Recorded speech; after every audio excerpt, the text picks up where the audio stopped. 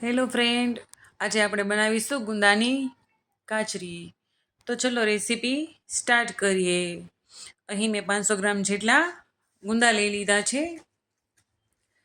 જેને હું છરીની મદદથી ડીટિયા કાઢી લઈશ, અથવા તો આપણે હાથેથી પણ ડીટિયા કાઢી લઈ. ત્યારબાદ અહીં હું દસ્તાની મદદથી બધા ગુંદા ફોડી લઈશ. ત્યારબાદ હું એક વાસણમાં નમક લઈશ અને તેમાં છરી બોળી અને બધા ગુંદામાંથી ઠળિયા કાઢી લઈશ. તો આ રીતે આપણે બધા જ ગુંદામાંથી ઠળિયા કાઢી લેવાના છે. તો તમે જોઈ શકો છો, અહીં બધા ગુંદામાંથી મેં ઠળિયા કાઢી લીધા છે. તો હવે આપણે એક ગુંદાના 2 ભાગ કરી નાખીશું અને ત્યારબાદ આપણે એક બાઉલમાં તેને એડ કરી દઈશું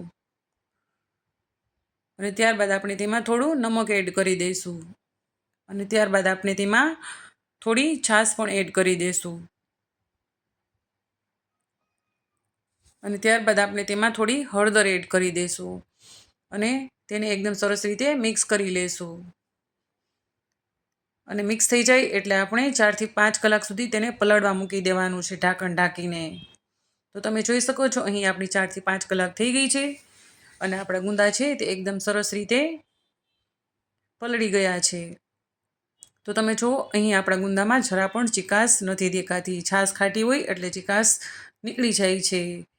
તો તમે જોઈ શકો છો, ક્યાંય ચીકાશ ગુંદામાં દેખાતી નથી. તો હવે આપણે તેને એક કપડામાં સૂકવી દઈશું ગુંદાને. આ રીતે આપણે બધા ગુંદાને સૂકવી દેવાના છે 4 થી 5 દિવસ માટે. 4 થી 5 દિવસ પછી આપણે જોઈ શકો છો, ગુંદા આ રીતના દેખાય છે, એકદમ સરસ રીતે સુકાઈ ગયા છે. તો હવે આપણે તેને તળી લઈશું. તો એક બાઉલમાં મેં તેલ ગરમ કરી લીધું છે, તેમાં હું આ કાચરી એડ કરી દઈશ અને તેને હું તળી લઈશ. તળી લેશું એટલે તે એકદમ સરસ રીતે ફૂલી જાય છે અને ખાવામાં પણ એકદમ સરસ ટેસ્ટી લાગે છે. તો તમે જોઈ શકો છો, અહીં આપણી ગુંદાની કાચરી બની અને એકદમ સરસ રેડી થઈ ગઈ છે અને એકદમ સરસ ક્રિસ્પી બની છે. Bye bye. Thank you for watching. મારી ચેનલને લાઈક અને સબસ્ક્રાઈબ જરૂરથી કરજો.